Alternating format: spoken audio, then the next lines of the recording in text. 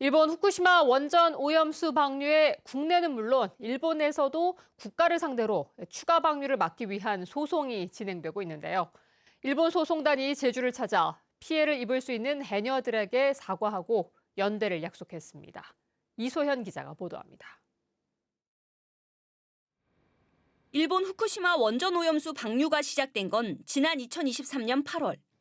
지금까지 10차례에 걸쳐 7만 8천 톤 넘게 바다로 흘러갔습니다. 일본 정부는 방사성 물질인 삼중수소를 희석해 방류한다고 하지만 해양 오염에 대한 불안감은 사그라들지 않는 상황. 제주에서도 바다를 지키기 위해 해상은 물론 해녀들의 반대 움직임이 거셌습니다. 그동안 일본 측에서 공개적으로 사과한 적이 없는 가운데 국가를 상대로 오염수 방류 저지 소송에 참여하는 일본 후쿠시마 시민들이 제주를 찾았습니다. 후쿠시마 할머니들이 제주에 오기까지 10시간.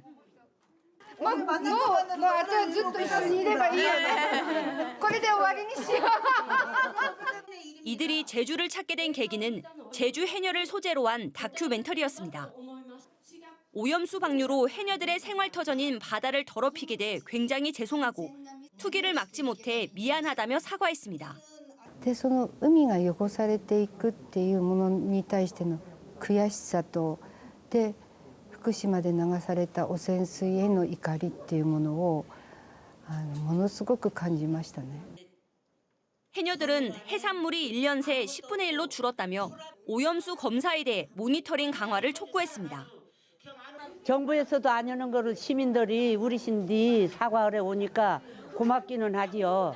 그런데 정부에서가 이제 좀 사과도 하고 뭐 보상도 있고 그렇게 해야 되는데 또 우리가 도움이 된다고 하면은 얼마든지 이제 우리는 어떤 길을 모르잖아요. 그래서 옆에서 이렇게 가까이 어떻게 해야 된다고 하면은 우리는 동참해서. 일본 측 소송단이 한국을 찾아 공개적인 사과를 한 건 이번이 처음입니다. 해양 투기를 중단하는 것에 대해서 한국과 일본이 양쪽의 시민들이 서로 협력하고 정부를 좀 더 촉구하는 그런 운동이 확산될 것으로 기대하고 있습니다.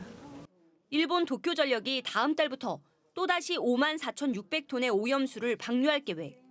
한국은 일본보다 앞서 4만 명의 원고인단이 헌법 소원을 제기한 가운데 할머니들끼리 시작한 양국의 작은 연대가 어떤 역할을 할 수 있을지 주목됩니다. MBC 뉴스 이소연입니다.